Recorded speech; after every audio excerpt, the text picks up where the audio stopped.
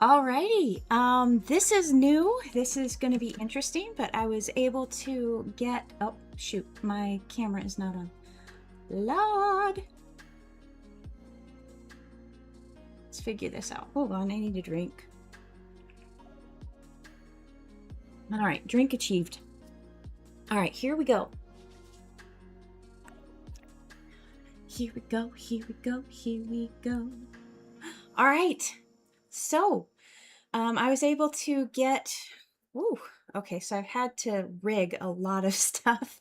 So if you see me kind of fidgeting and fidgeting with cords and strangling myself, it's because my earphones are now tucked under my mouse mat because I have so many other cords running where they aren't normally. And yeah, I had to kind of set it up so my camera is there. Let's unclick that. But this is actually my cat cam, so there is no, even though she's like literally rolling and sharpening her claws on the carpet, she should be here. She may wander in. Yeah, so I've converted cat cam to desk cam so you can watch me draw. And that's what this little guy right in front of me, it's the gooseneck clamp for my webcam. So I'll start first showing the two that I did last night. Now it's actually, it's a little washed out. Everything is a little washed out on this camera. It's interesting. But this is a lot more vibrant in person. Oh shoot, I forgot. Oh wait, no I did. Okay. I was gonna say I forgot to post Twitter, but I didn't forget to post Twitter. I mean, you can get, there's a little of the vibrancy, a little bit. Nova, welcome. I got the paint stream set up. I was gonna go over some of my tools before I start inking, but I did this one last night and this one as well. I'll show it in a minute. I love doing water effects. They're just so much fun, and it's very much less is more when you're doing water, and I figured that out the hard way, but super excited to do that one. I actually have quite a few more thumbnailed out, so I'm hoping to get at least, maybe that, I've got cross light coming here, so maybe I should turn that off. Let me turn this lamp off and see if that helps, because I don't really need this lamp anymore. Oh, well, it didn't help with vibrancy, but yeah, this is gonna hopefully not, I'm gonna try very hard not to bump my desk. So yeah, that's the first one I did today, or sorry, yesterday. And then, oh, let me show actually the paper. Sharon, hello, welcome to the stream. So this is the watercolor paper that I use, and I use this for my Copic drawings as well. I love these blocks because they are glued. You can kind of see, they're glued at the top, darn it. They're glued at the top and bottom. So it keeps the paper flat even when you've got a ton of ink on there. And so I just let them dry completely and then you can peel them off. I think I have just one page left in this one, and then that'll be this block done. But you can kind of see how much paper is usually in it. This is a 6x6 and this is the hot press finish. And so on this one, this is, and again, the colors are a little washed out on this camera for some reason. They're much more vibrant in person. I'm trying to hold this at an angle where you can kind of see the vibrancy. But this was the one I started on last night. I have to mess with my lights sometimes when I'm taking pictures of my crafting. Always interesting. Oh yes, it is. And I see it right here and I'm like, why isn't it as vibrant on my desk? It is what it is. Even this is not as vibrant, and so that's how I know it's a little off. Of course, it could just be my monitor. But yeah, this is an interesting paper texture. I don't usually use it, but I'm really enjoying it. Oh, and if you saw my reel, that was where I tested out the ink pen. This is another one, fluid watercolor paper, cold press finish. So the difference between cold and hot press is, and I think you can kind of see it, there's a little bit of texture there. Yeah, kind of, oh, definitely you can see it now. So that's the difference between cold and hot press. This kind of has a little bit more of a traditional watercolor paper feel.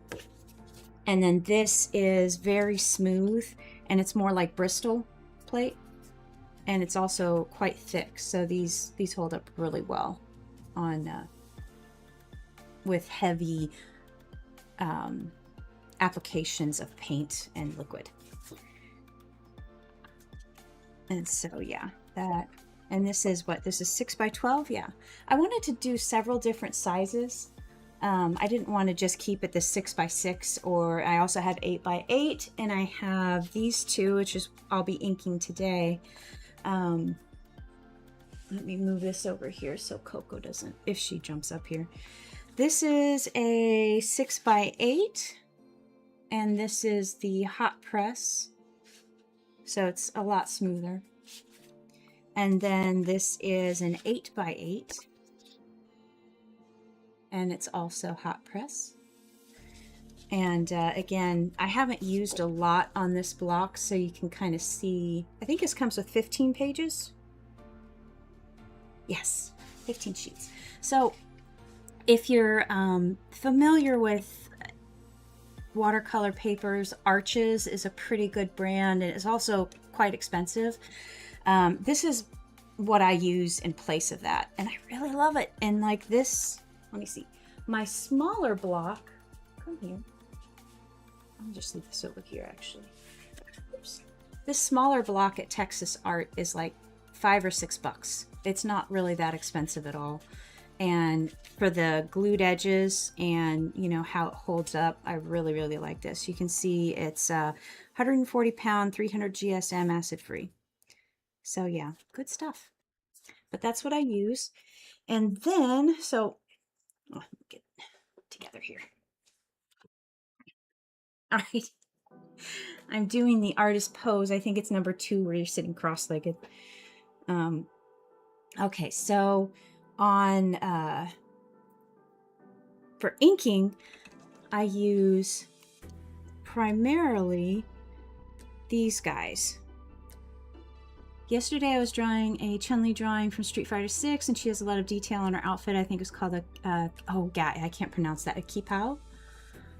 And I did them and she looks all, oh, how cool. So fun, Nova. I just, switching from digital traditional to true traditional is such a fun thing for me. It just, I don't know, it's nice to have that safety net taken away, I'll say, because like if you make a mistake when you're inking, you've got to figure out how to make that mistake not a mistake. And that's something I really enjoy the challenge of in traditional. But yeah, so these are my regular, I would say regular, I usually use these, but I have quite a few others that I enjoy using. In fact, I'm missing the ones I'm actually looking, oh,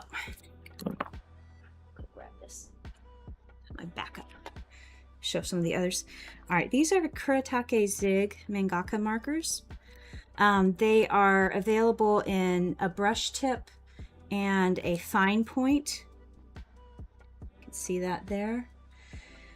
These are not as flexy as, say, a Pentel Pocket Brush Pen, and I've got one of those, and I use it quite a bit. Just not like right now.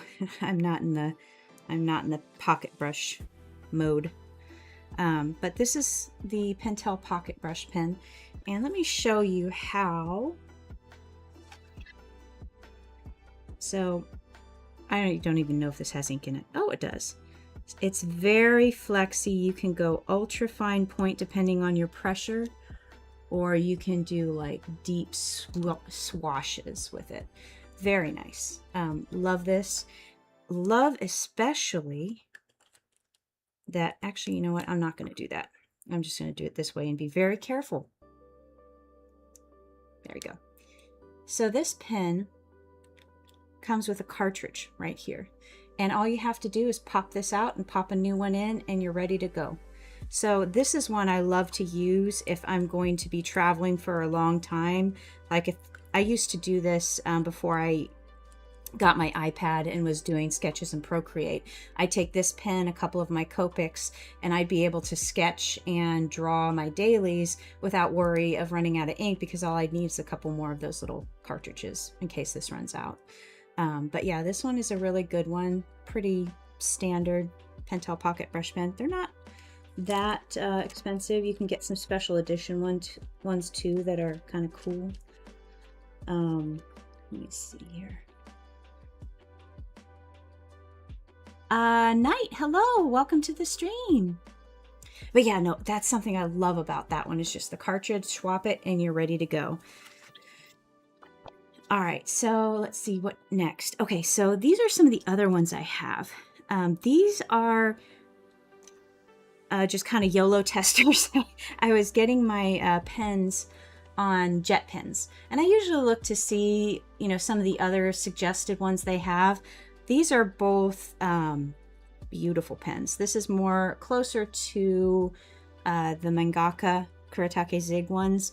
It's not as flexy as the Pentel Pocket Brush Pen, but you can see this channel here, and I've got a nice big inkwell. So I think this one will last a while. I usually pick these up if I want to do certain effects. This is a fun one I wanted to test out. It's a dual end. And this one is the fine tip. So it's kind of like combining these two together. I've got the fine tip here, and I've got a larger brush tip here. It's literally like these two combined. It is not refillable though, so sad face, but I mean, this is the chamber for ink, so it's probably going to last a long time. I haven't used these much yet, but they were, I think, $2, $3, $4 maybe. Worth it just to test them out. These guys, I think on jet pens, they're not that expensive either for the singles. I can't remember what it was though. It's like $2. But yeah, I love these. And then for things like, you can see my sparklies there, like the little white dots and everything. For those, my standby is the Uniball Sino in white.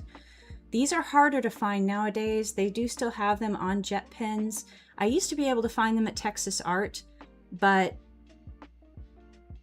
they just kind of don't stock them anymore for whatever reason. I find these work and flow much better than Jelly Roll pens, and they also have the Angelique version, which is ultra fine point. This is just the broad, and that works enough for me. I'm not doing like fine line detail with these, but they last a good while, and I just get the ink flowing by drawing on my hand, and then we're ready to go. I do tend to test other brands, but I really just, I mean, like this is one I'm testing too. Actually, I think this is another Kuretake. What is this? Furigokochi. What are you?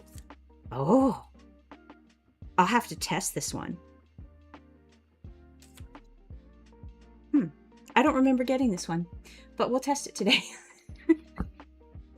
That's what happens when you throw things in your cart and you're just like, okay, we'll try this one. This is another one. The same brand, Furigokochi. Oh, are these different? Why? Sign pen. Sign pen. Sign pen. What does this one say? Sign pen. I guess this one is ultra fine, or this one's ultra fine and this is regular. All right, I'm going to try these out. But yeah, so that's another of my things that I use all the time. And let's see. So these are fun pens that I can try. Oh, let me show you guys this. This is my sketch pencil. And it is, I love the weight of it. It's a Stettler 925 35-20. It has a massive thick lead. And to sharpen it, I have this little guy right here. You flip the cap. I push out a little more lead, and I don't know if you can see it. There you go. You can kind of see it there. And then you just stick the lead in, spin to win. And you've got a nice fine point. And I love this combo because it travels so easily. And this, let me show you the refills. This is what the refill ink looks like.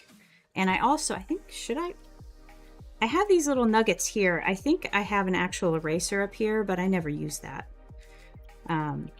But yeah, so that's the refills right there for that. All right.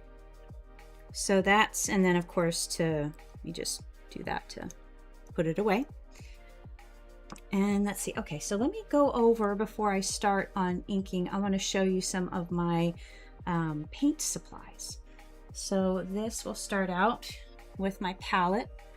This is a ceramic palette.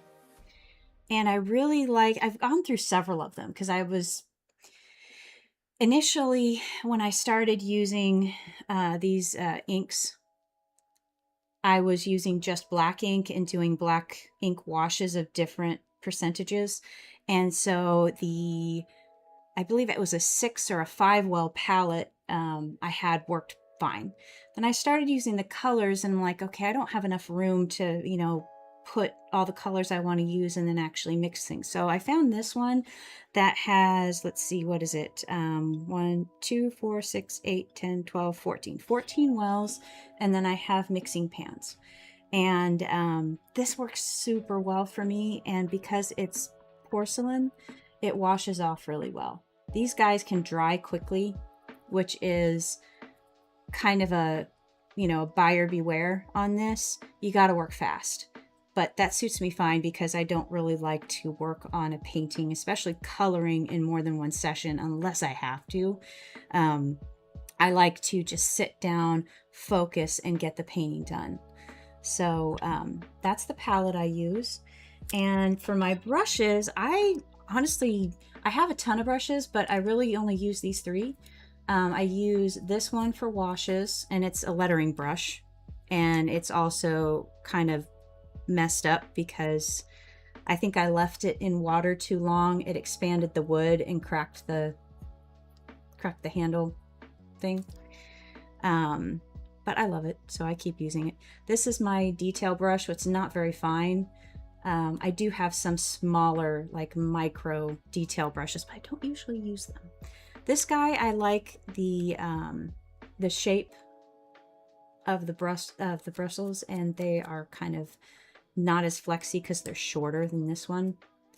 So for these types of canvases, these work fine. If I have larger pieces that I'm working on, I'll probably get out a bigger brush for washes. But those are the brushes and palette. Put this over here. Washcloth for my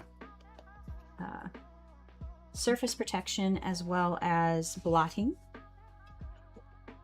And then here are the inks. So I have all of these. I even have the metallic colors.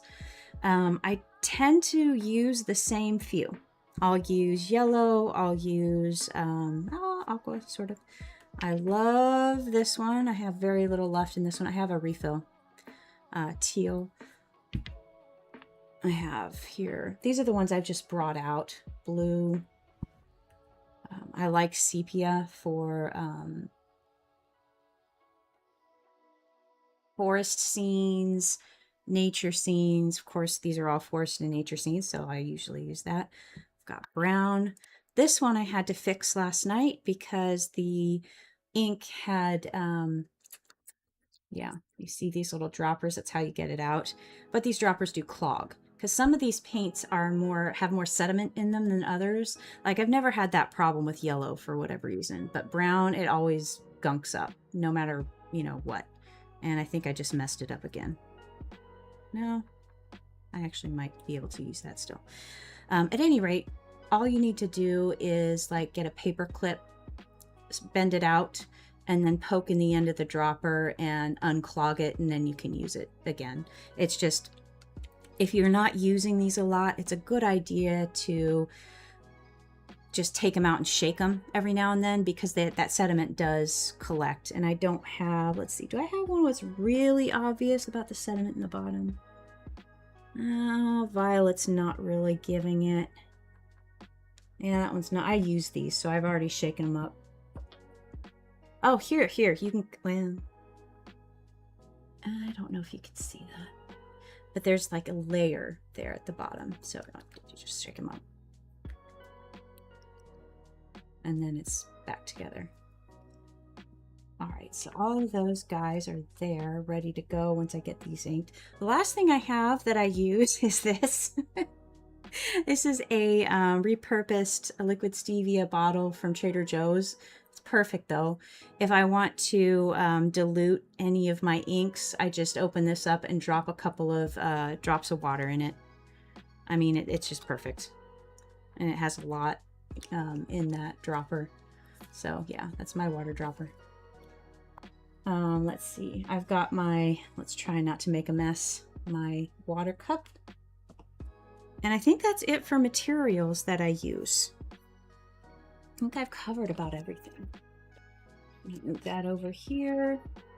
No, I'm going to keep this here because I need that. I'm going to move this over here and we're going to start inking.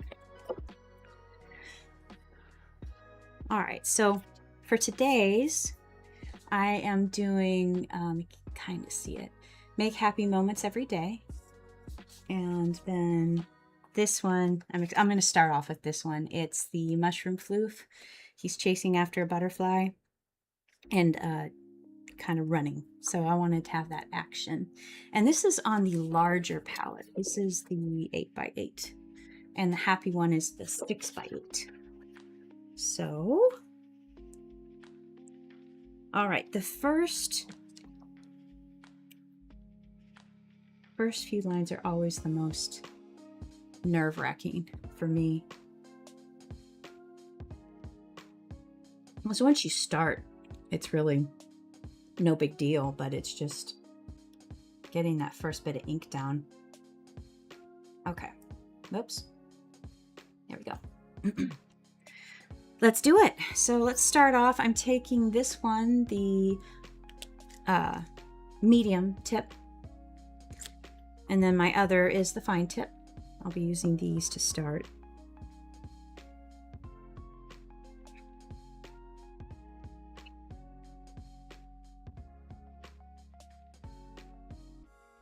Oh, another thing I use. I don't need to show. Do I need to show that? I'll show that. Hold on just a sec.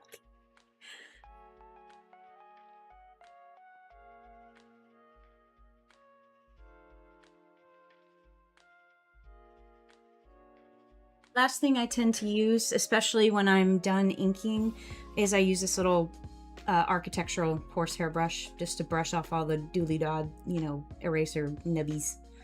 I have to hide it because Coconut loves it. She loves to chew it. She loves to put her gums on it. So it has to be hidden. That's why I didn't bring it out. But yeah, so that helps not smear the paper, because sometimes the ink takes a little while to dry, and then if you do this and you're erasing, you can, you know, mess it all up. All right, here we go. She does nom all the things. She was nomming something weird the other day. Of course, she always is nomming something weird, but you know, it was especially weird. I'm going to move these over. All right.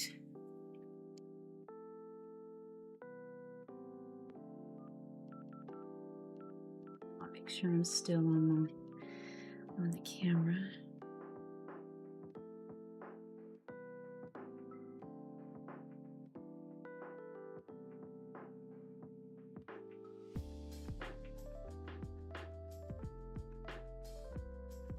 if I am, yeah, I'm doing okay. But if the camera's right here, so I shouldn't have my head going into the picture, but if I end up moving this out of the spot where it should be, just yell at me in chat and I'll move it. All right, let's see.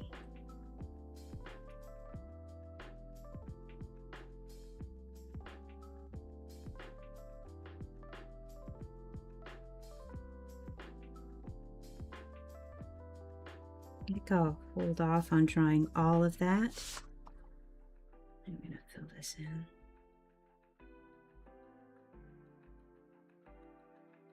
I'm hoping the volume, yeah, my mic is doing okay because I have it right here. Usually it's up a little higher and it just seems like it's doing okay. So if my sound gets a little weird, just let me know too, and I'll try and troubleshoot that.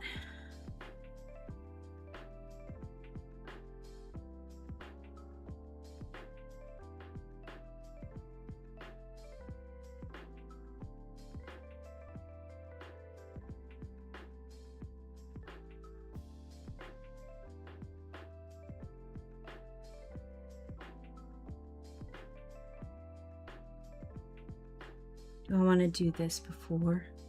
I do need to do the foot.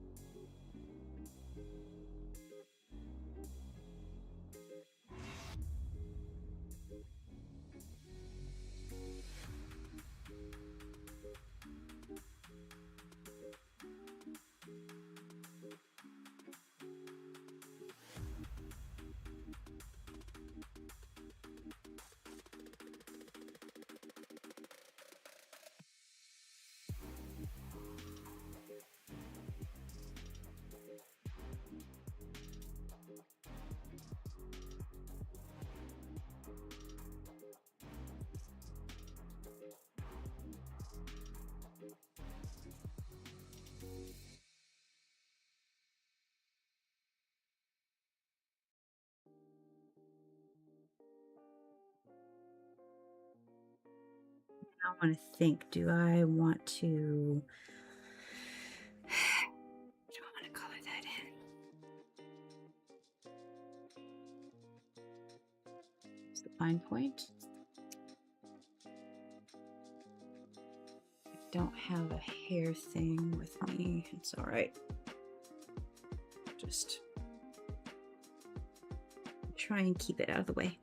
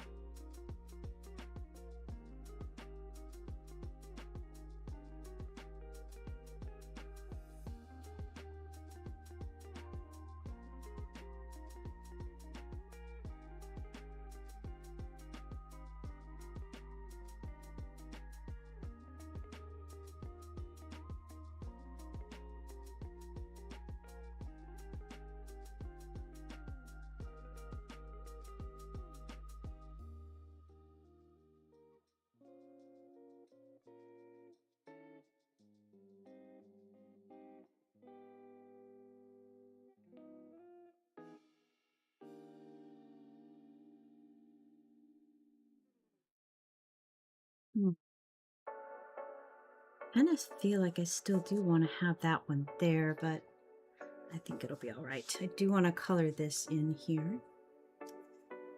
Floofy mushroom hat indeed.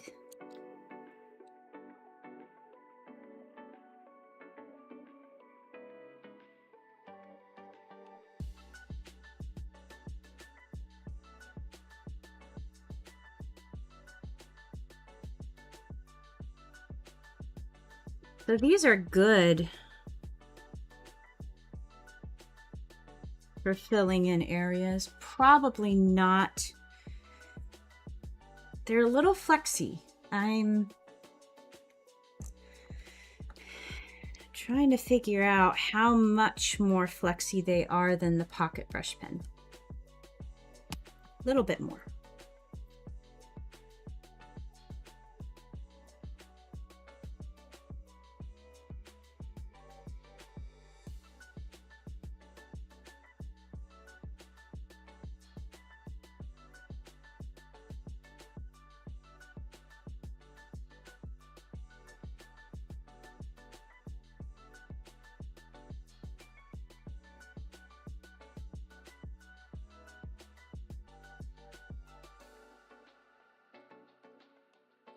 Go ahead and just close that off.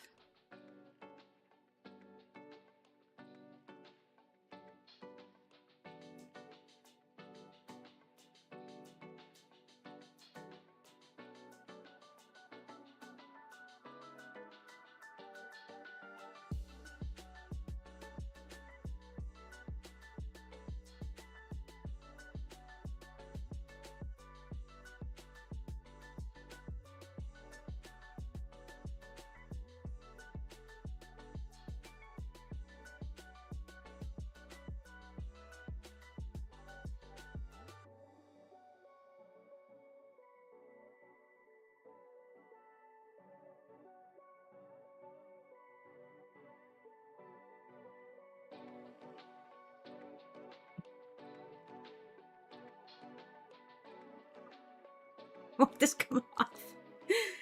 Jeez Louise.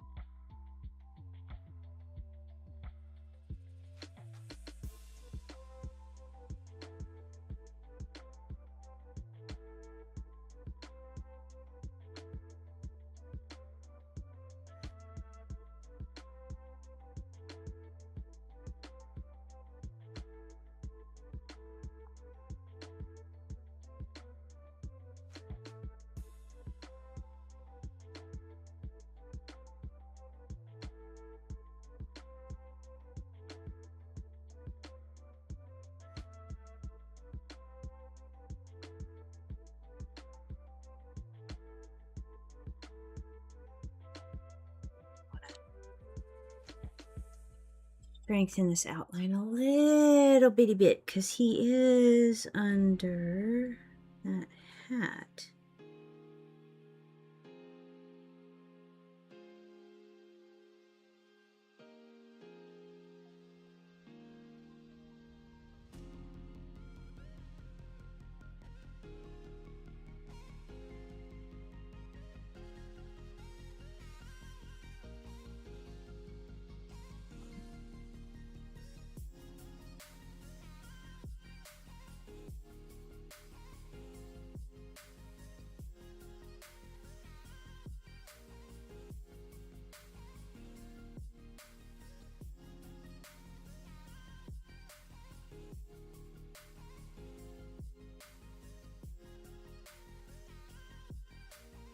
Did I really put it all the way up there?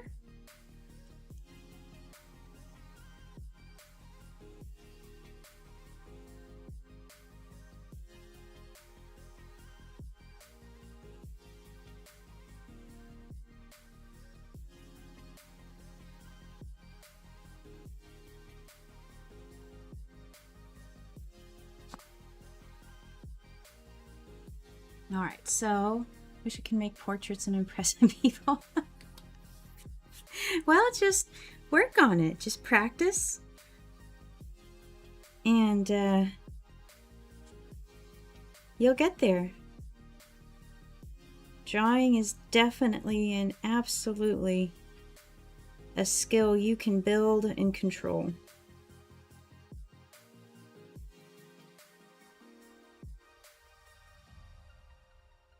Portraiture, I know, is just, you know, I think the best thing you can do if you want to do like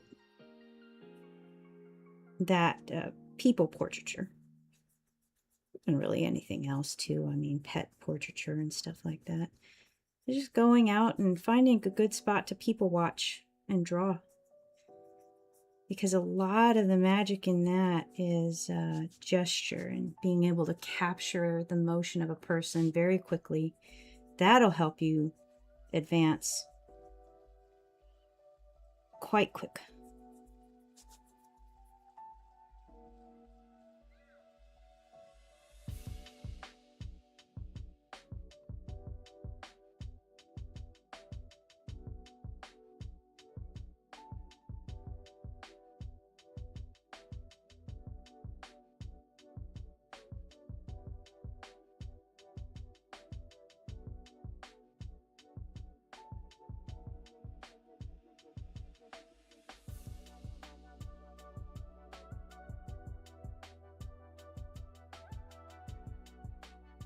My grandfather used to make portraits of ladies. Oh, how cool! Very cool.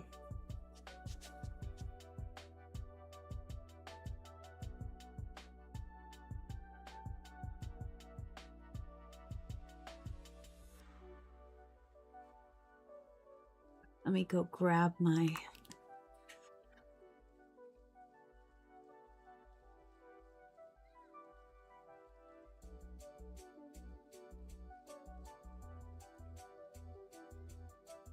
Oh, got the butterfly.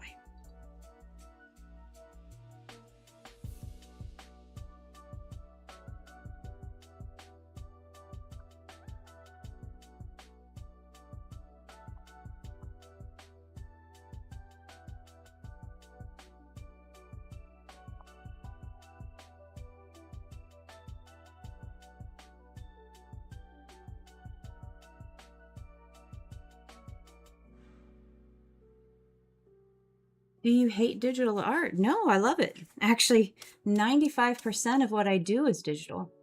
The usual, well, just look at any of my VODs. I'm usually working in Adobe Illustrator, and that's what actually this mat was made in Illustrator, all vector artwork.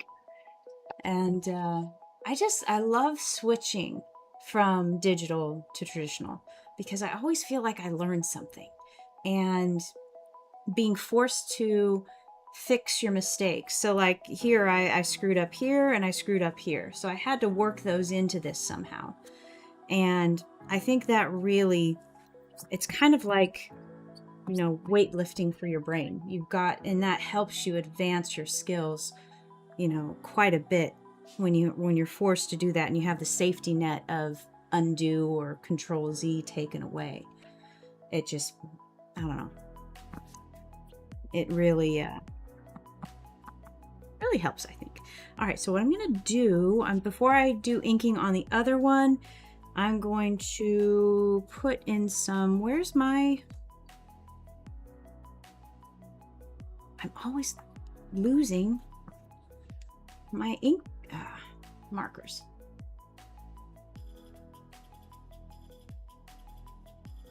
But yeah, actually this mat, I use Printful to print it. It's the 36 by 18, I believe, and I love it. It's, you can kind of see, well, you can't see because that's down here, but this is, you know, she's gotten some ink on her, and I try and keep it as clean as possible, but yeah.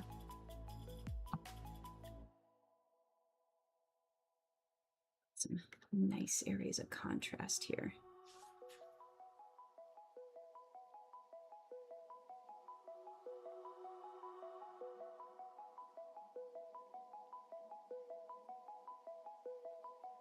That's one of the great things about print on demand. You can, if you have the art file, if you have the, you know, the scan, if you're doing traditional, or the digital file, if it's digital, you can apply it to so many different products. Like I've taken a couple of my comics and done poster prints. I've got one of them behind me. I've taken and made blankets.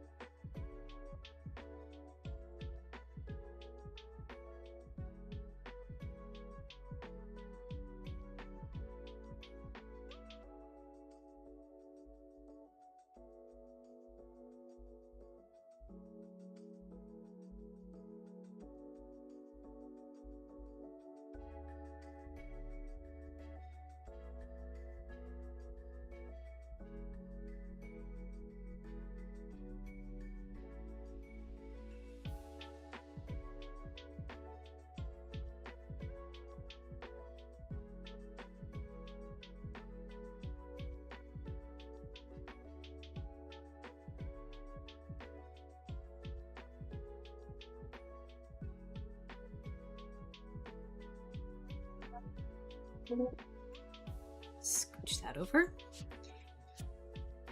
Have you ever used Sketchbook app for digital art? I have not. The one I use on my iPad is Procreate.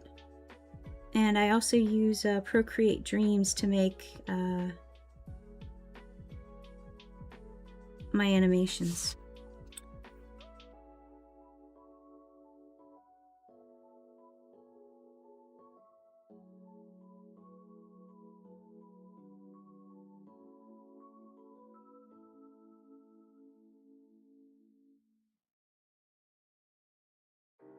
One thing I'll say about Procreate is once you kind of get over that learning curve and getting acquainted with the program and what you can do in it, it really makes drawing on the iPad fun. Because I struggled with it a little bit to start because I hadn't figured out how to make my own brushes. I hadn't figured out a lot. And I sat down and it was actually over Christmas one year because I was still doing my daily paintings, and so I had to do something. And usually I would just take my traditional stuff and sketch something traditionally.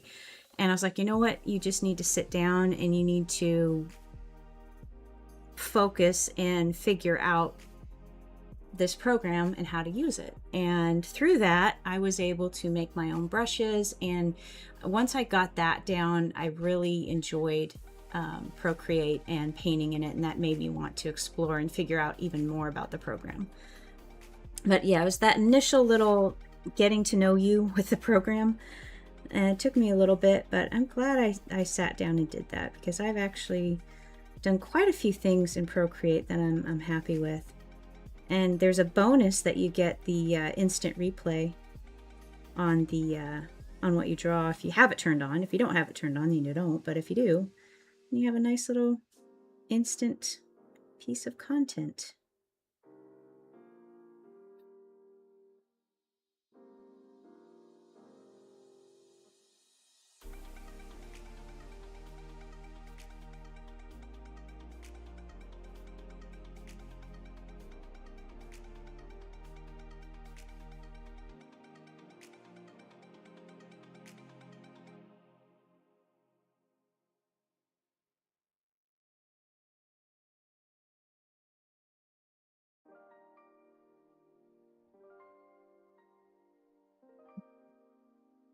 Yeah, they're actually not that hard.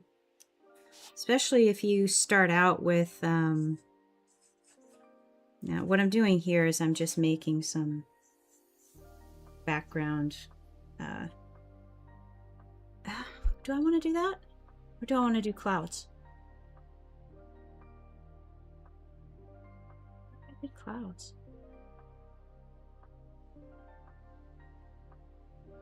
That could be kind of cool.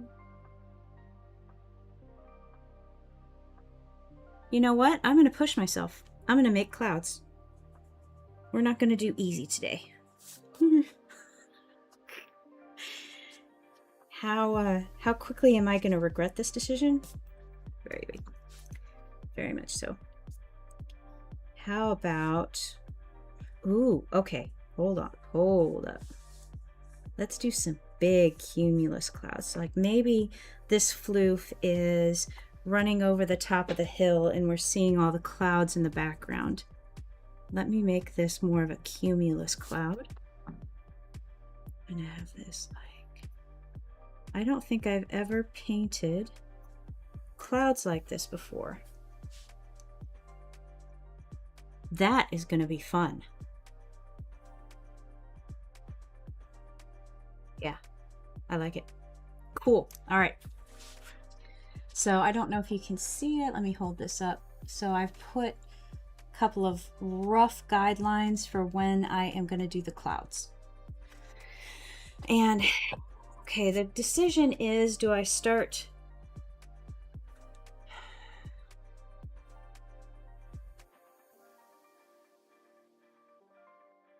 I kind of want to ink happy and then get the paints going. But I want to paint some of this with you guys. So can I give myself 15... Can I ink this in 15 minutes? Maybe if I focus. It's a lot smaller, and I did spend a lot of time talking before I got that one going. So let's see how fast I can get this done.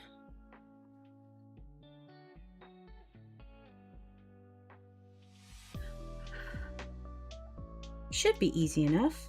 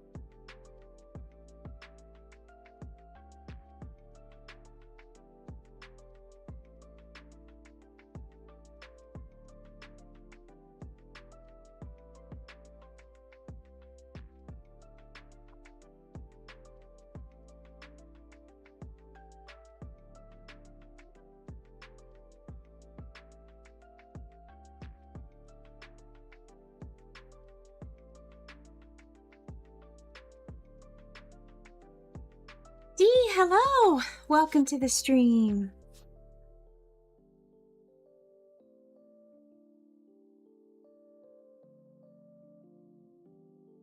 I am doing traditional art today.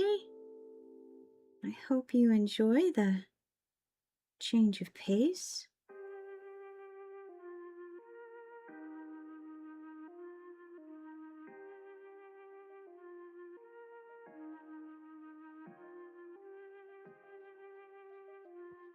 All right, let's see. I want to do detail, but I need to draw little floofs. So let's draw little floofs first. Having a tough time lately? Oh no, Dee. I'm sorry to hear that. I hope things get better double quick.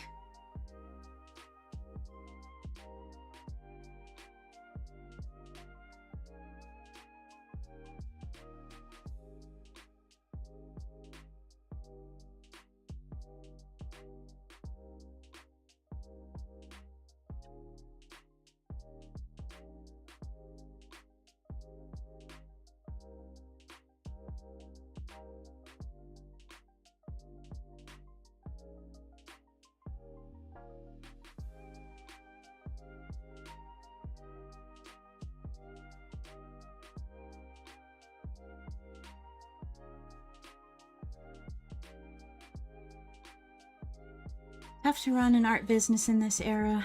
Felt like my work is overlooked lately.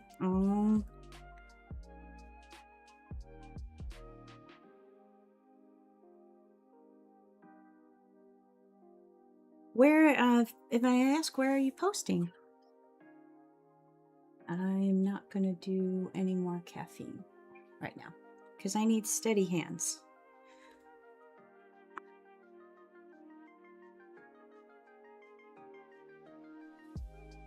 Oh, the hugs.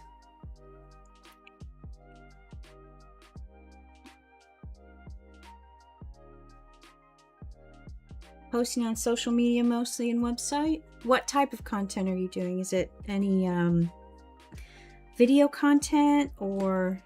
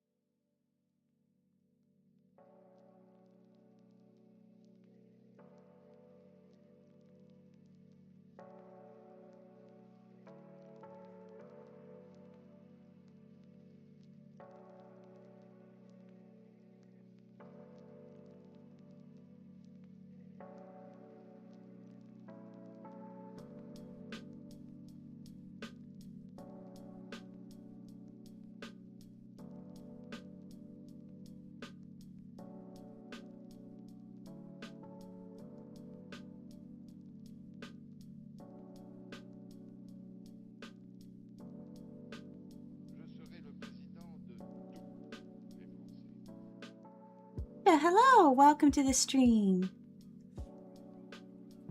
Post, reels, process, etc. Okay. Well, I certainly think you should be getting some...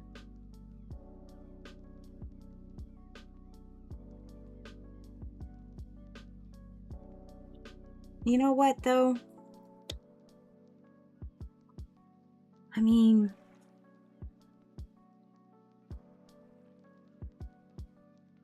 I think it's probably... I know it's very hard to not want to see results and likes and reactions to things you post, but you cannot base your sense of self-worth, especially as an artist, on that. You have to establish some sort of a metric that you can get, not approval from yourself, but just satisfaction and motivation from. Like for my daily drawings, you know, I went, I think the first 1,000 days and I maybe got like a couple of likes here and there. And if I had based, everything was like, oh gosh, I'm just trash, nobody's reacting, nobody likes it, well, you just got to get better. I mean, if they're not reacting, there's usually a reason. And my reason was, my art was trash. I needed to get better. So I did. And I mean, even so, I still don't get a lot of likes and stuff. And you have to pay to play to a degree on especially meta platforms. So don't feel so bad about yourself and don't hold, don't take all of that social media with a grain of salt and set yourself up with something that, hey, did I send out 3 emails to, prospective clients today? Did I finish this design, uh, mock-up today? Did I do these things on my list that I'm accountable to myself for? And base your sense of self-worth on that, not on phantom likes and comments and reception online, because I mean, a lot of the internet is fake. I mean, there are so many bots, there are so many things out there. I mean, that it's really no longer, it ceased to be that way once they lowered the boom and made everything pay to play. Like, you could get organic reach and exposure for a very short amount of time, like around, 2008, 9, 10. But then they started hooking up the meter, where can I make you pay for this? And so and I know it's really hard to do because I fall into that pit as well quite often, but try and keep that in mind and say, hey, I did these things today, I accomplished these things, and that is where you set your sights on.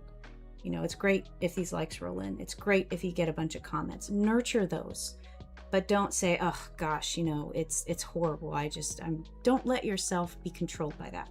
Control yourself, control your mind, control what you allow to influence your mood. I mean, I know it's kind of tough love, but it's really stuff that I have had to learn the hard way. And it's very hard to control your thoughts and control your mood, because it's so much easier just to let it fly, to, sit there in the, the doldrums, just, ugh, woe is me. But you got to pick yourself up and keep moving. And you'll get more satisfaction out of that, I think, than a million likes, because those are fleeting. Those are really, what are they? I mean, they're likes online.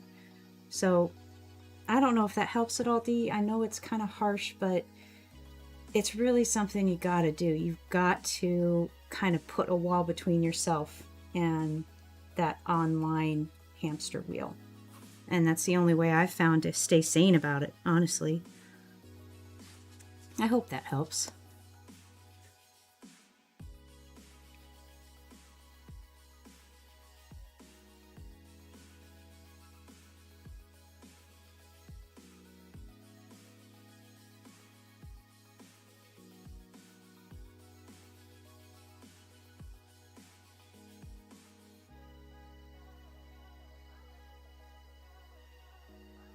I mean, yeah, it's just,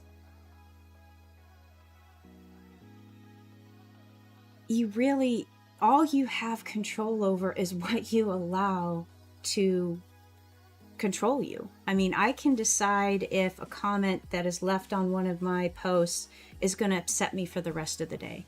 What does that accomplish? I can decide, if I do allow that to happen. If something I put my heart and soul into, I post it online and I get crickets back, I can choose to let that bother me. I can choose to make that, let that make me depressed for the rest of the day. And then I'll post a reel of coconut and it will just go through the stratosphere. I can choose what my feelings are regarding that. And it's hard. It is like exercise. It is like training your mind to say, hey, you know what? That's not in my control. What is in control is what I allow to get to me, what I allow to influence my motivations, my mood, and my actions for the rest of the day. And I have found that you know, you have to have a little bit of a tough skin when it's on social media.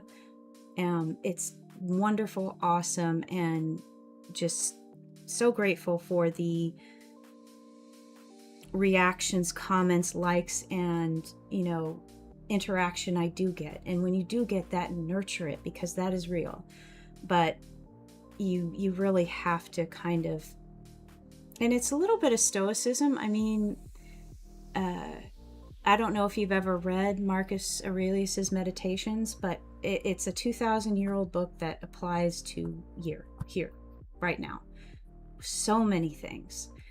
And, you know, I've read it quite a few times, highlighted the heck out of it, and it helps. And it helps to keep a little bit of perspective on things. And I know it can, you know, especially when you're down in the dumps, you just want people to agree with you and say, yes, it's horrible. We need, you know, the algorithm's horrible. What does that really accomplish? It's like eating a donut. Yes, donut tastes great, but am I going to feel really good about eating that donut tomorrow when I can't, you know, fit in my pants? I mean, it's just, and it's hard, you know, and I do definitely and deeply understand your frustrations and feelings on it, but you just have to decide what you let get to you like that.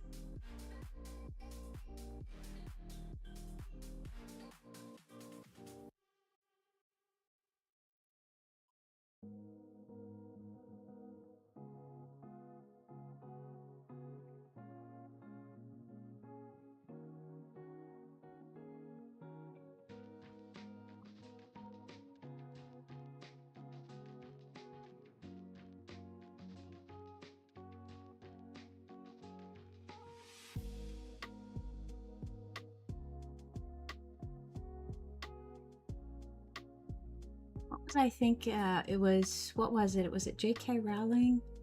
She went to how many publishers before one said yes to Harry Potter? I mean, nowadays you hear that story and you're just like, oh my God, that's, you know, 300 people that are actually, you know, companies, investors, publishers that are kicking themselves right now.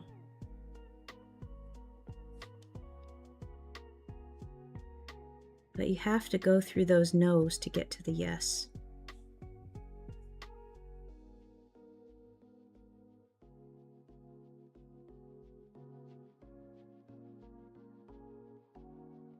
And I think it's that the same way with art. If you give up,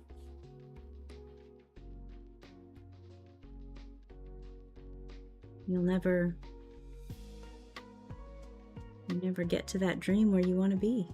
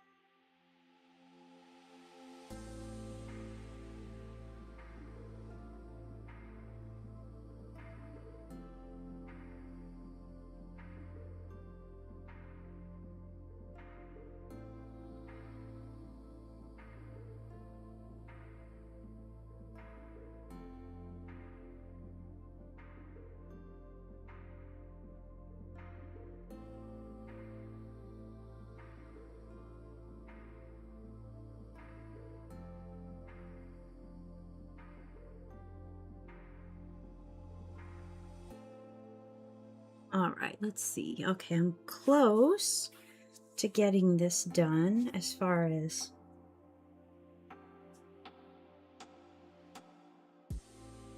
details, and I want to get the lettering done, and then I'll start.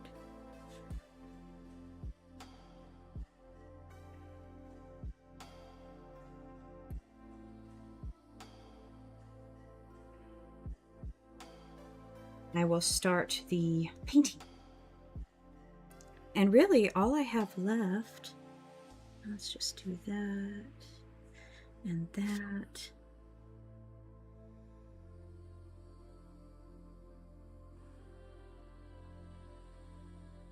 I was just reading, it was a Substack the other day, and it was really, if I would have been her, it would just, I mean, I can't imagine how infuriating it would be to write that Substack. But she is an author, and the Substack was essentially, I spent $40,000 to promote my book, and I got 3 sales out of it.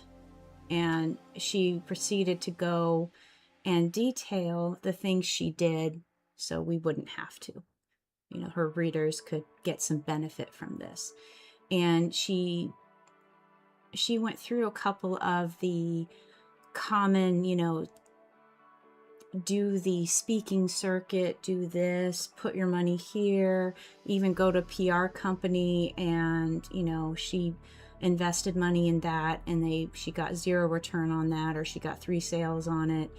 And, you know, the PR company was like, well, we don't have a guarantee. I mean, you signed up, and, you know, you're basically rolling the dice. And she had to, I don't think she actually sued them, but she argued them down, spent time, and they reduced their fees, and she got a little bit of her money back. But, you know, all of these things that, you know, she also invested in social media, in influencers to promote her book, like Book Talk, and didn't get results from that either.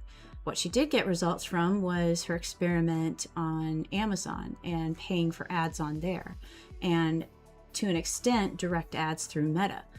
And so it was a $40,000 lesson, but it showed how so many of these things in social media really aren't effective as far as getting the word out and getting, you know, traction.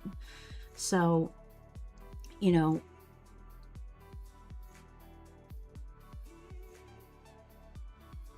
it just kind of, summarizing that and hearing about, you know, your frustrations, Dee, it's all coming together kind of in the same pot for me in my head. It's just, you gotta, I don't know, you just kind of have to have a thick skin, and it's hard to have that thick skin. And there are times I've been so incredibly frustrated, even, you know, recently. But you got to have that kind of fallback in place where, you know, like I get up certain days and I would do my workout, and that's a little something, a little accomplishment every day. It doesn't have to be a workout, but it could be 15 minutes of drawing practice, or 15 minutes of dancing, of doing something you love, that at the end of the day, if everything is crap, you have that one thing that you can say, hey, I accomplished this and I did good. And that can be where you draw your hope from. And I don't know if that helps at all. I mean, it's definitely something everybody's trying to figure out. And I think even the people who try to sell their services, they've figured it out. I mean, everybody's trying to figure it out. So you're not alone in your frustrations or anything. And I sure hope things will turn around for you, Dee.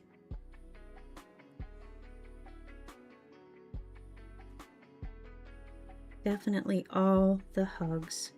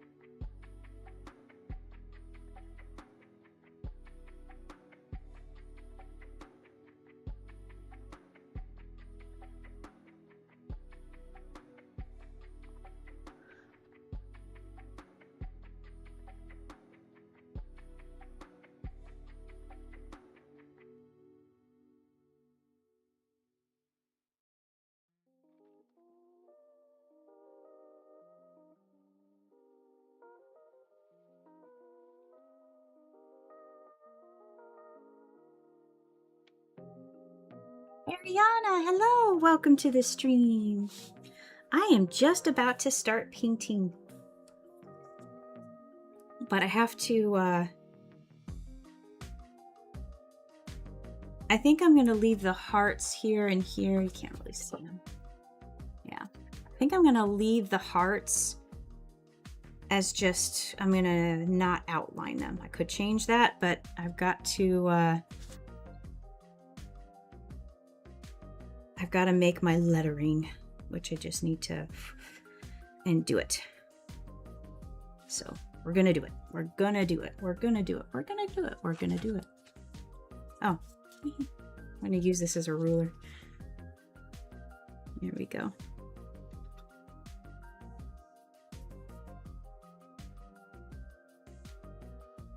What is it? The Bob Ross calls it the bravery test. Although this is not quite like the bravery test because I'm not drawing a tree over all of the beautiful stuff I just made.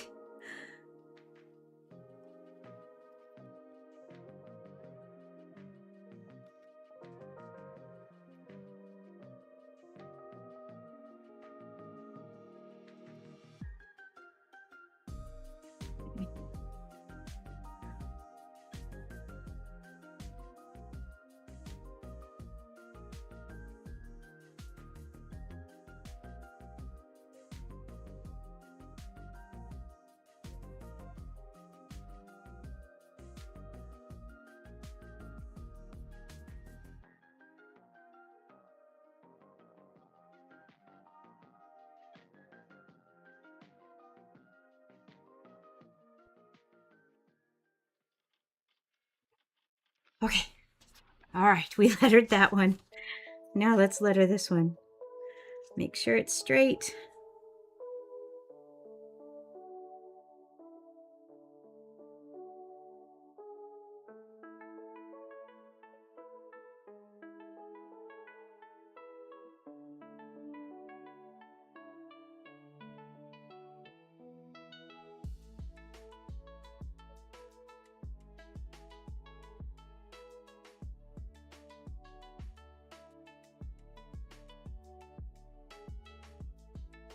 Oh. Lettering for me is like worse than starting to paint. I just, the nerves. All right, let's get some painting done. So this is the first one I'm going to start painting, and this is the second one. Got the lettering done there. And let me show you real quick. These are the ones I did last night. See some of the detail there.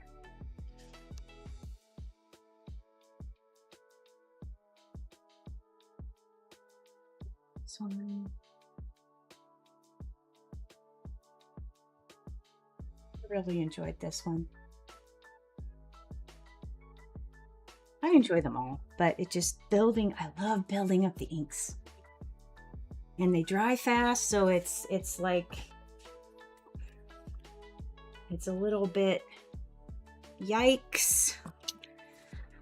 All right, and this one I am going to attempt clouds, which is very intimidating, but we're gonna do it.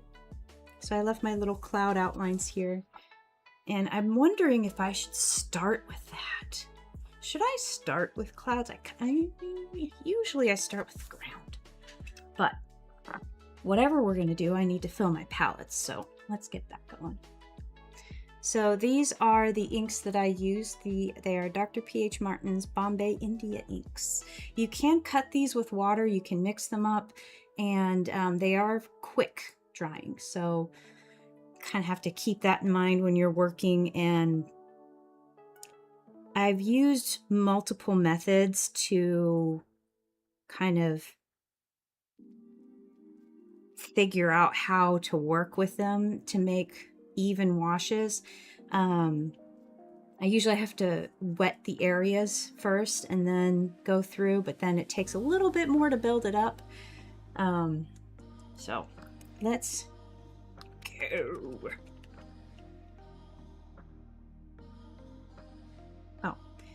Oh, you know what? I'll show you. Hopefully I won't drop ink on my mat, but I'll show you my filling of the palettes.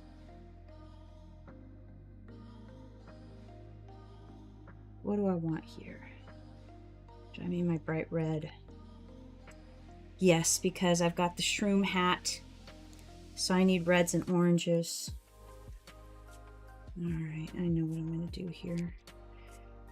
And the way I do it, it's actually, I should probably, don't need this orange, but I'm going to add it anyway. I'm going to add, do I want to add magenta? I'm going to do this. Yeah, no, red violet. Where's magenta? Here you are, magenta. I want to have some nice gradients here.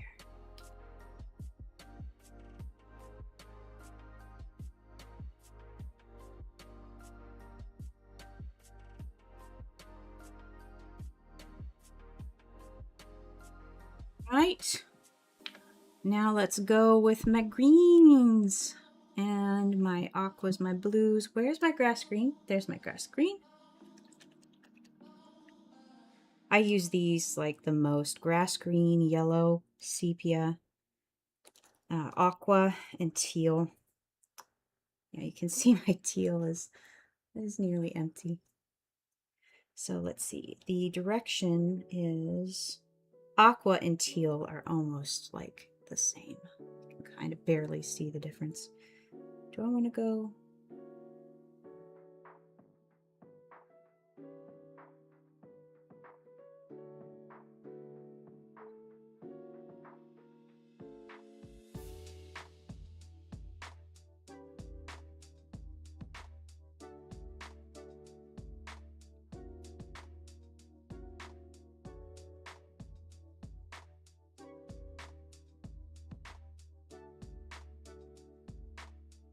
Put turk on there if I need it later. Definitely want that blue. Right, and let's get my ground colors in. Do sepia here.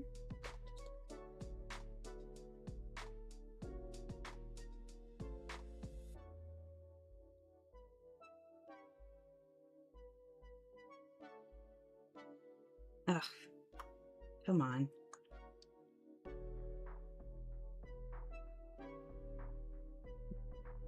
This is the one I had to fix last night. That was, it's still kind of gummy. All right, so let's move all of this over here.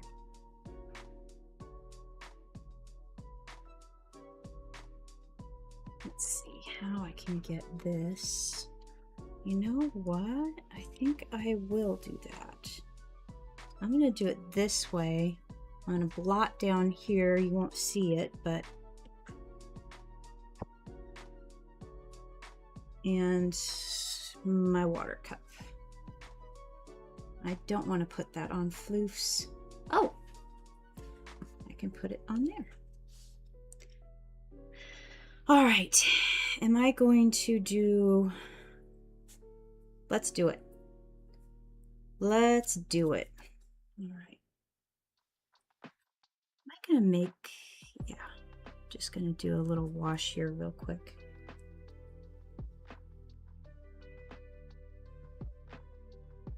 Because I want my blue sky to be very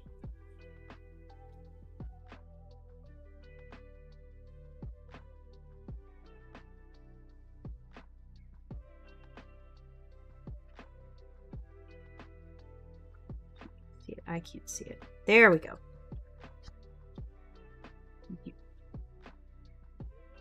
Trying to see where I've put down water.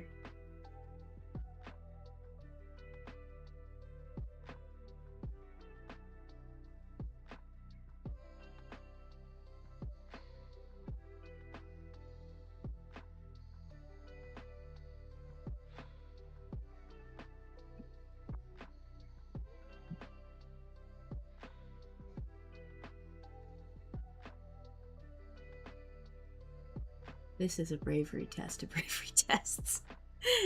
This is going straight in with sky blue. All right.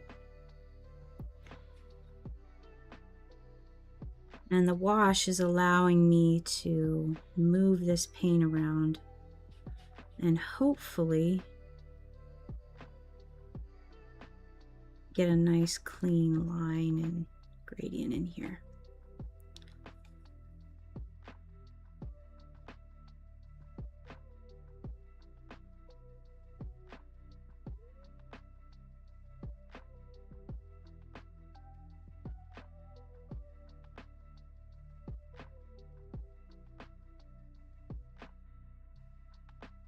Gotta remember to breathe.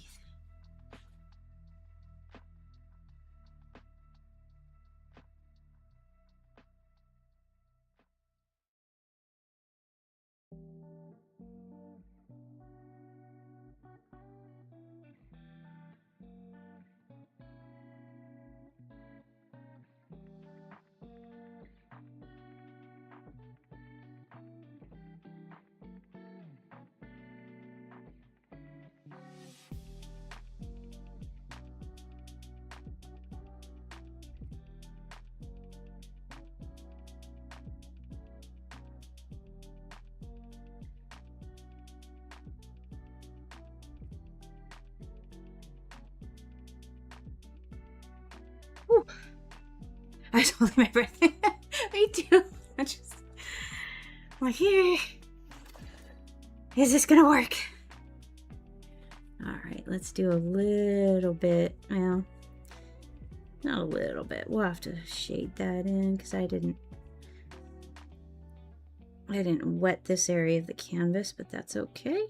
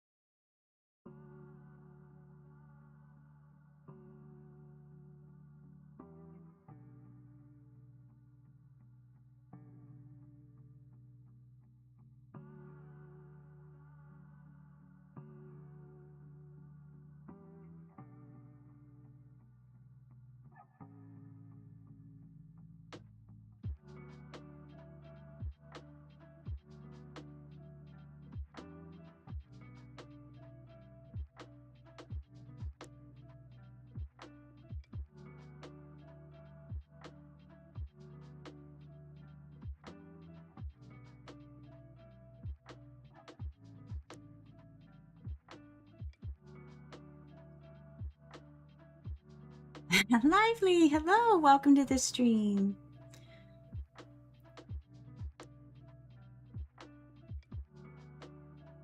All right, now we're gonna flip this and I'm gonna do this upper part. And I think I might just go in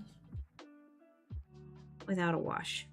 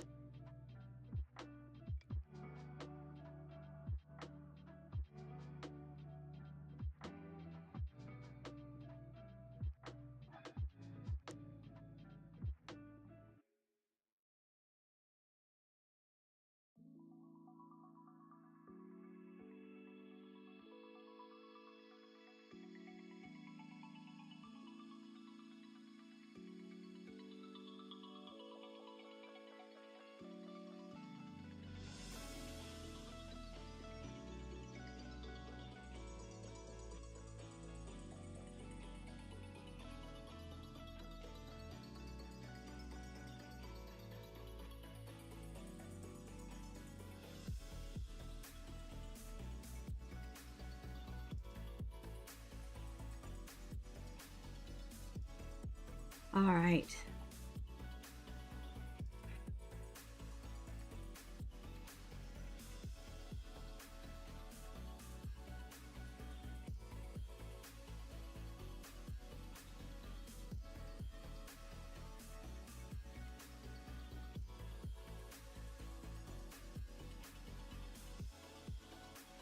I turned it too soon.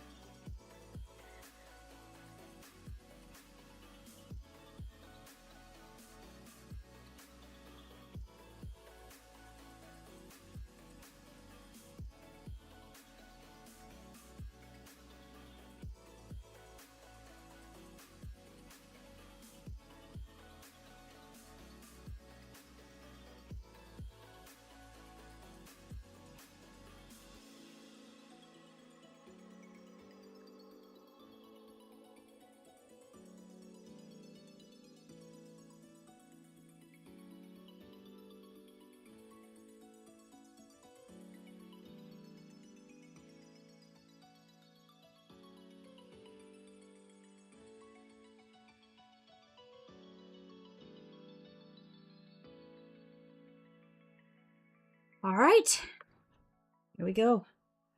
Here we go again. Down here.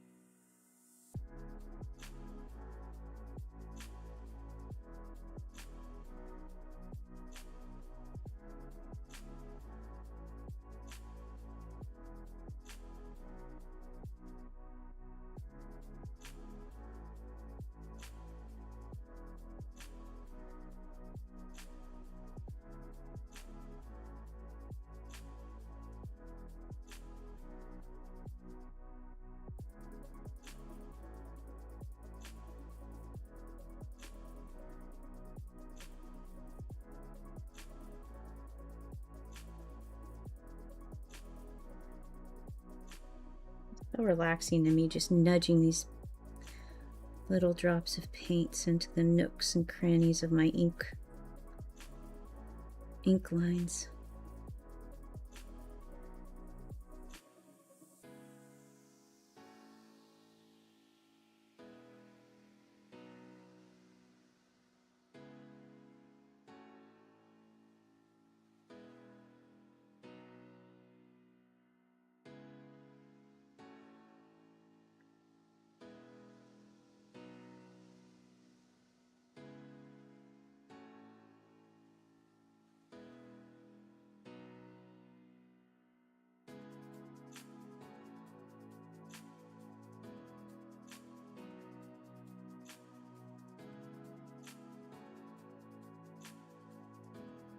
I think I'll come back and do the detailing. Like, I don't want the sky to bleed in.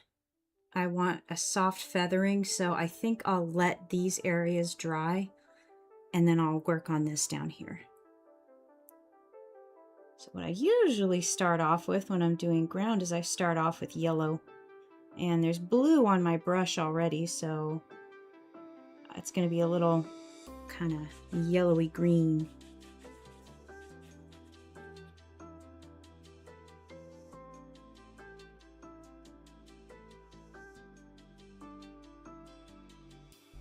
And I'll build up these colors just little by little, adding deeper greens in as I go.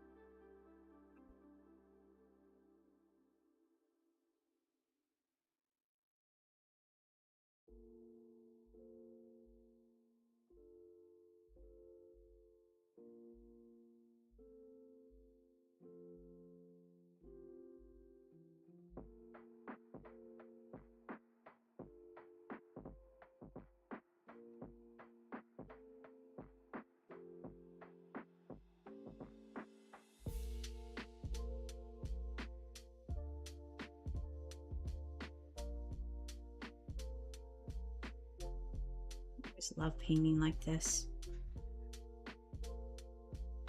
Again, I'm doing digital so often that I just forget how much I love this.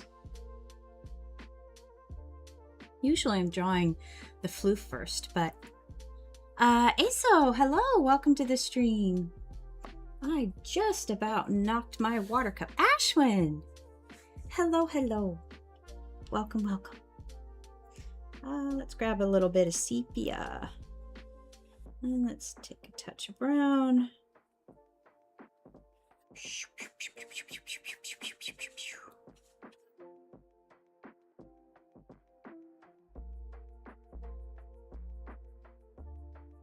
There is a little bit of risky for the bisky because this yellow is wet.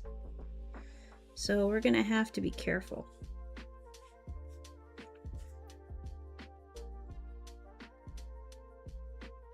I need a little more paint.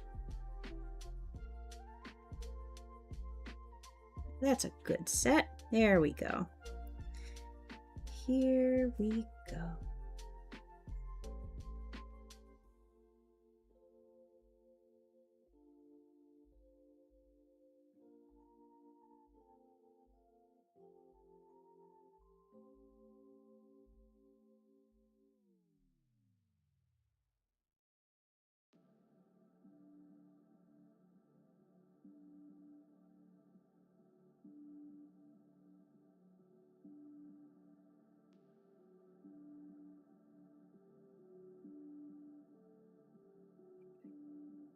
All right, let's do some of this. I'm gonna do a heavier brown here.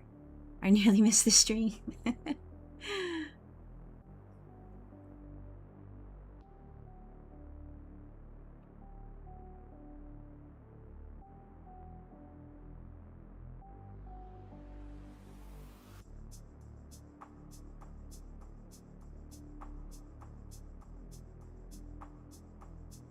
I'm just kind of moving this in and around.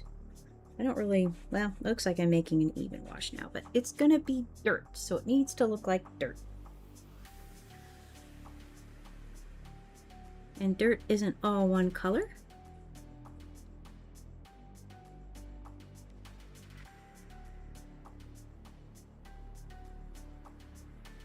Some of my favorite parts of paintings have been mistakes.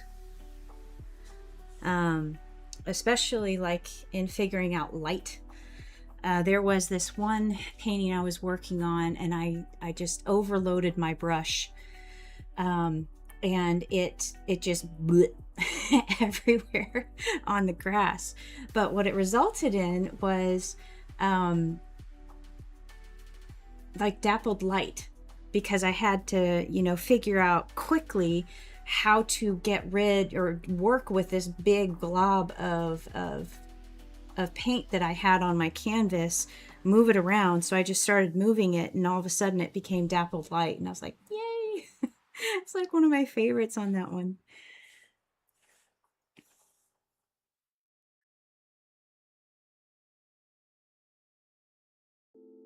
Just a second. Is the next stream also like this, like water painting? No, next stream will be a comic, and then... Oh, I gotta go get something. Hold on. I'll be right back. I think my tote bags have arrived, so I will be right back.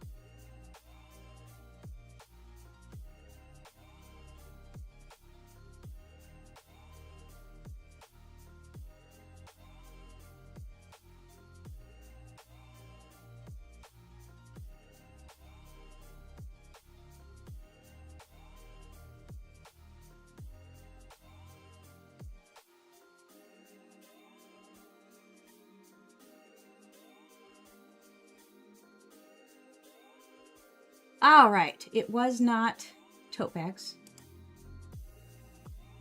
but it was something else.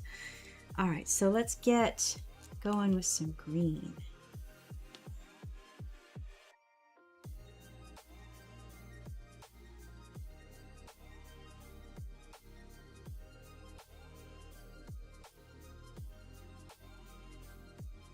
Okay. I missed the stream. It's my first time seeing this type of stream. Like, oh, that's a lot of green. I need more water. So speaking of a super overloaded brush, and yeah, I just am getting exactly what I was talking about again. Okay, so hold on a second while I figure out what to do with all this paint.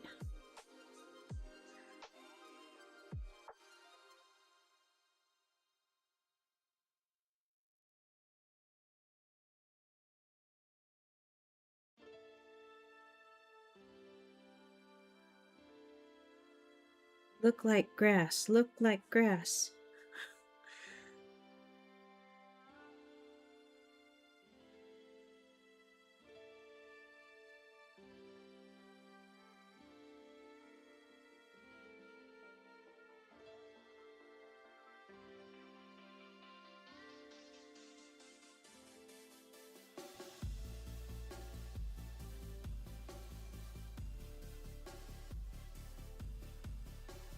Oh, whew. I stepped out for a few, but it looks like Chrissy will be back in a minute. Yes. I had to go get a box.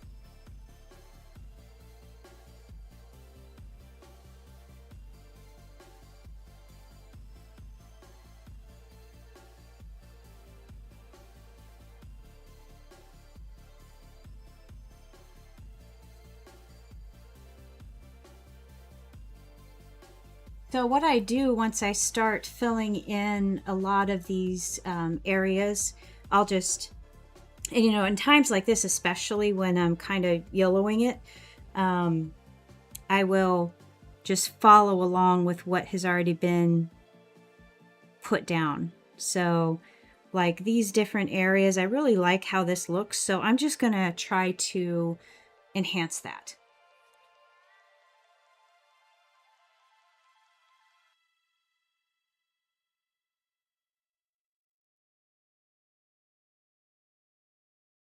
And I think I'll finally get out another brush. Let's just pick up some of this.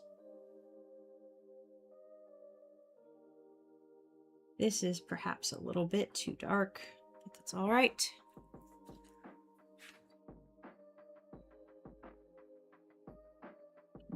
Found easy enough.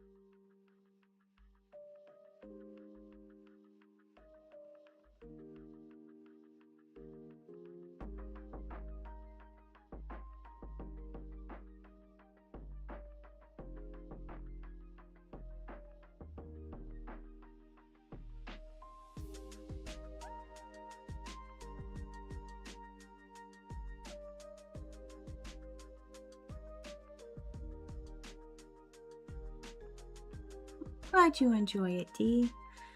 It really is soothing for me too. It's just, No stress.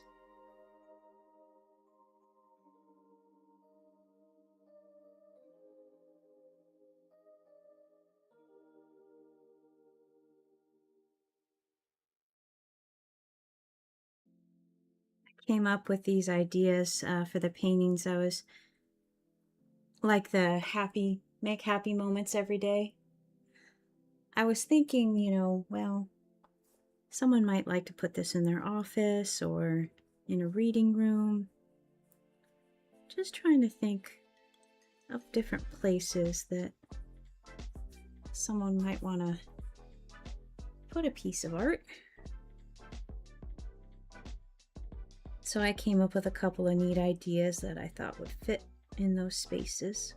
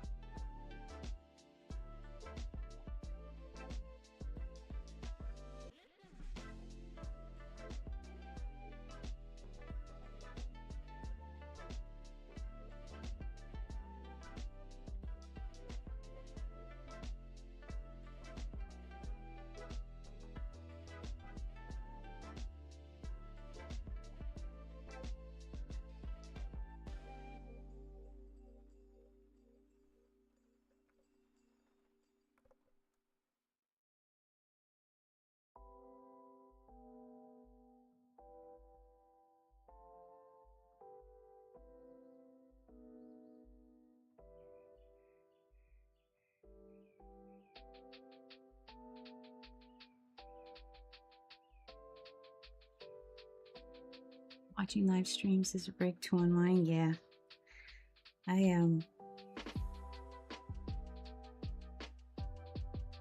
Like on the old days of Twitch Creative, I would oftentimes just tune in to some of my friends while they were streaming and drawing. I would either be sketching and drawing along with them or just chilling and watching the process. I loved learning new things.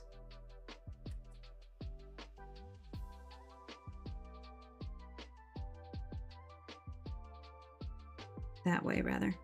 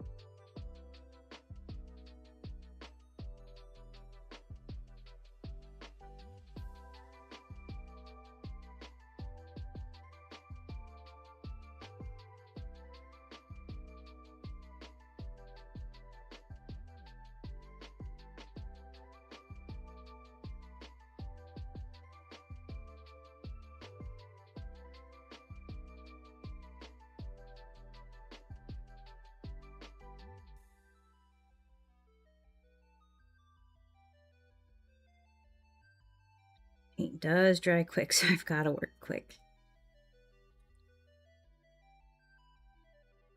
Even my palette is, you can see it's kind of drying up here. I gotta refresh.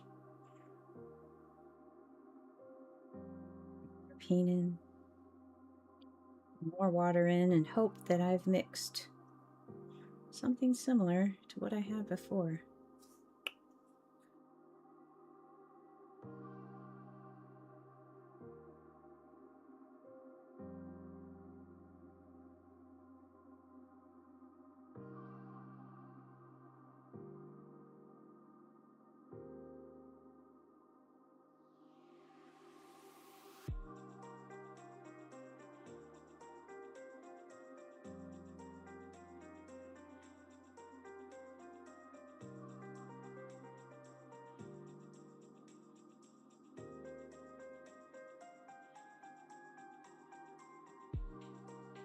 Oh.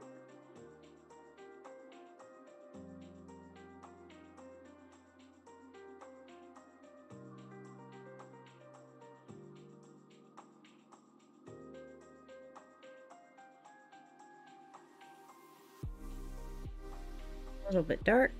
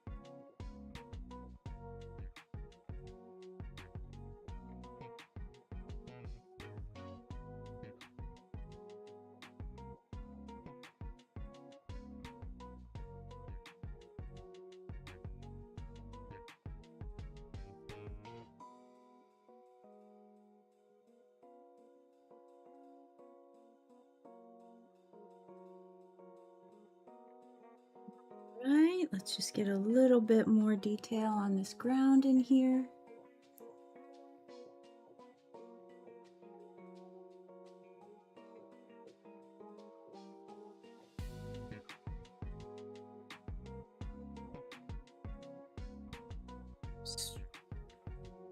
Good enough.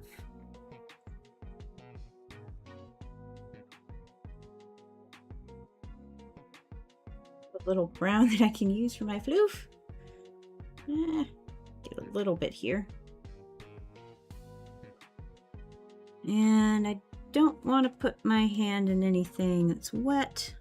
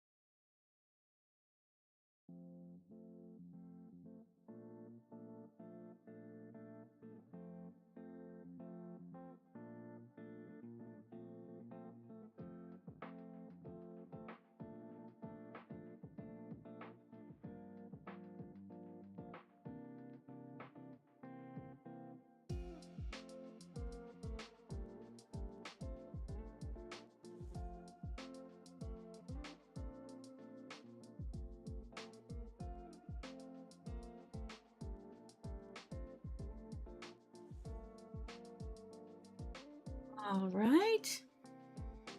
Let's do the underside. I'm just going to take a tiny bit of that, a little bit more of that brown. Ooh, that's too much.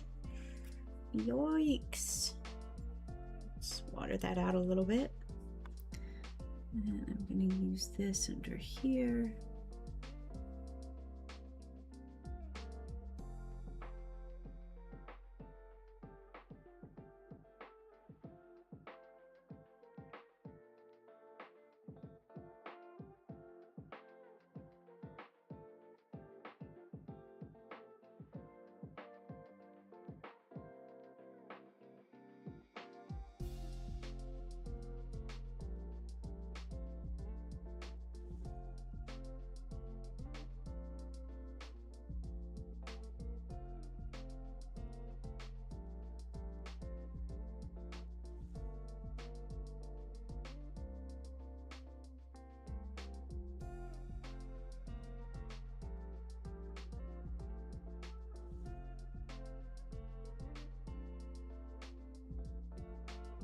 Right. And now the fun part. We are going to go for rot. I'm going to start with a little bit of this though.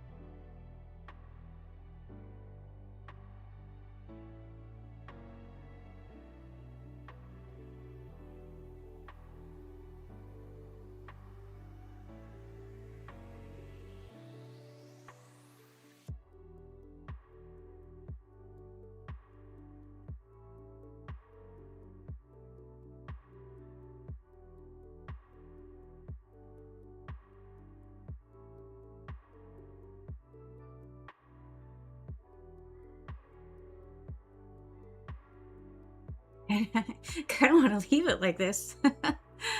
Take care, Ashwin. Have a good rest of your day.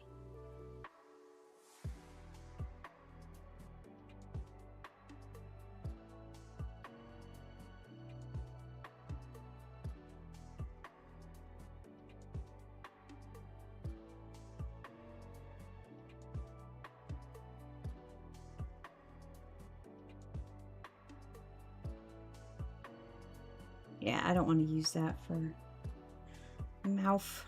It's more of a salmon color right there. And let's grab this.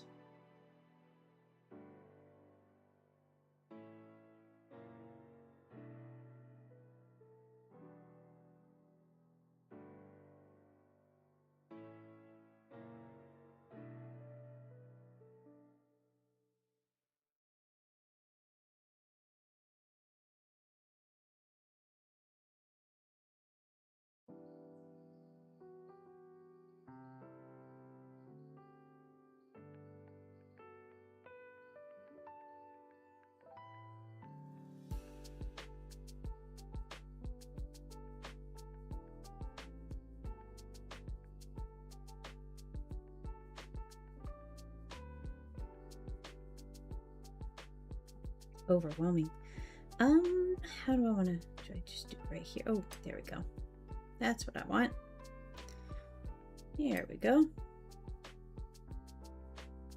Just wanted a little dab of purple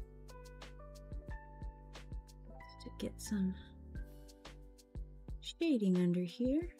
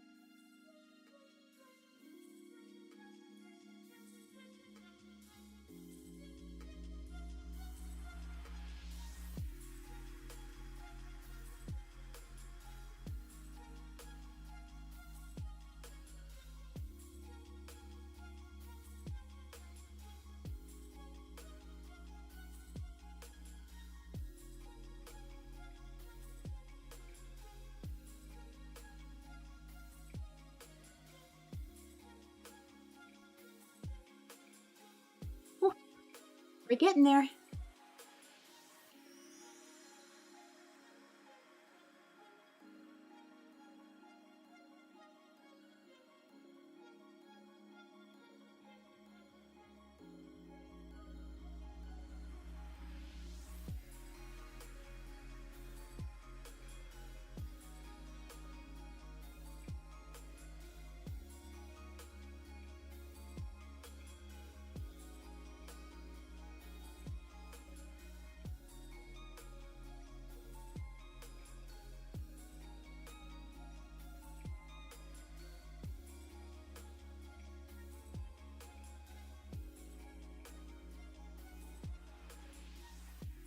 Oh, shoot. Ah, emergency, emergency. I need a Kleenex. I gotta blot the whole tongue.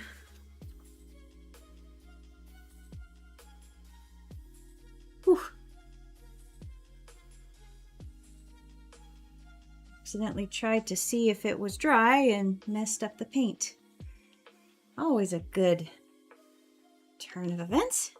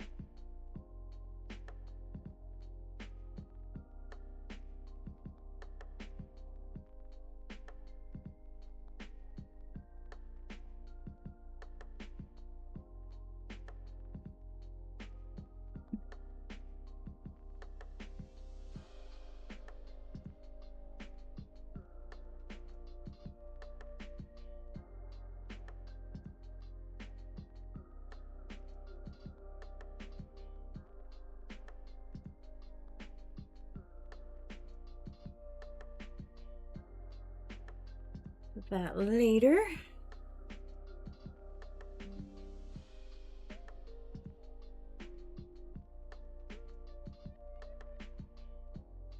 Trying to think what else I want to do with this. It's 2:46. I should probably log off here soon, but I'm loving the mushroom. And so what I have left to do is the clouds. I gotta bring in just kind of the undercarriage of the clouds, basically the underside, kind of try to make them look fluffy. That will be definitely a struggle bus. Let's see, let's just see, we're still wet here, so let's go ahead and fill in the butterfly real quick.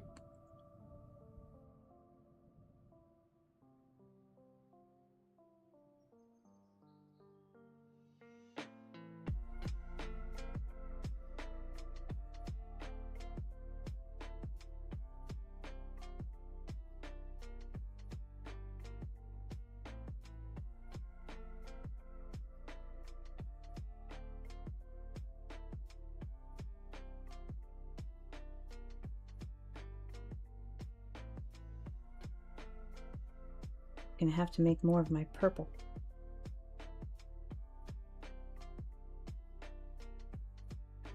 A little bit, just so tiny a bit, and that was too much. That's all right. This will be a little bit deeper. Floof Shroom is looking. Floof Shroom.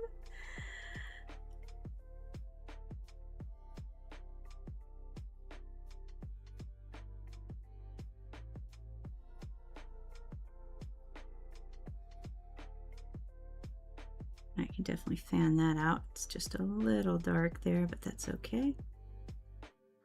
Kind of wanted to do a layer over this ear so you can see that it's kind of in shadow.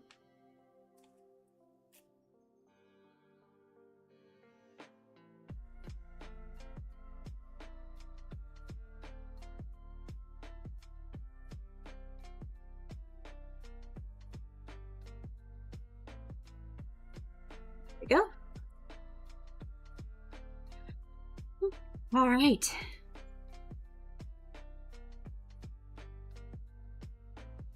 It'll be fun to go over with the white gel pen and do all the details.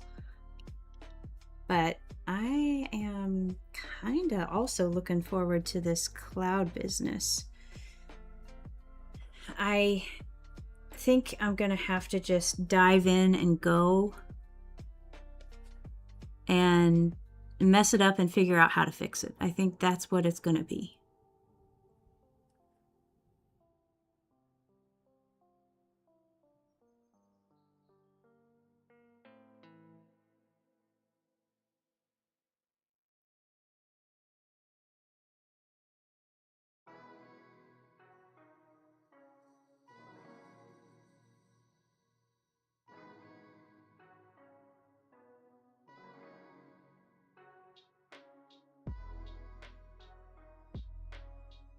All right.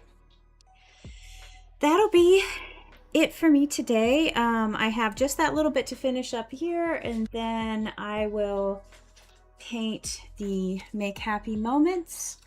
And then I think I will be able to do another one. So I'm not sure. It's probably going to be on this block. It's going to be another small sketchy one. I have like 7 of them. What, 1, 2, 3, 4, 5, 6, 7, and then I have 11 or 12 of them because I have another page with 4 more thumbnails. So hopefully I can get 3 done today, and that will be awesome. And I can get another several done tomorrow. Gosh, I love the mushroom.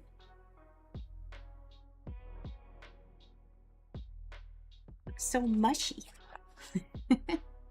All right. Thank you so much for joining me. I really loved doing this. If you guys want to see more traditional streams like this, just definitely let me know. I love making the switch from that to digital. But I can work more of those in on Tuesdays. Definitely, if you guys would like to see them, let me know. But yeah, so this Thursday is going to be comics, and then I will be off for about a week and a half for Comic-Con, and then it'll be Adventure Floof. It's going to be all over Instagram, and I'll be sharing the journey to the West again this year as we go to San Diego. I'm going to try and do, I don't know if I have a camera that can accomplish it, but I want to do a time lapse of the booth. Maybe not in the cards this year, because the camera I have is like almost 20 years old, so I don't know if it'll hold up, but I can try. But yeah, thank you so much for joining me.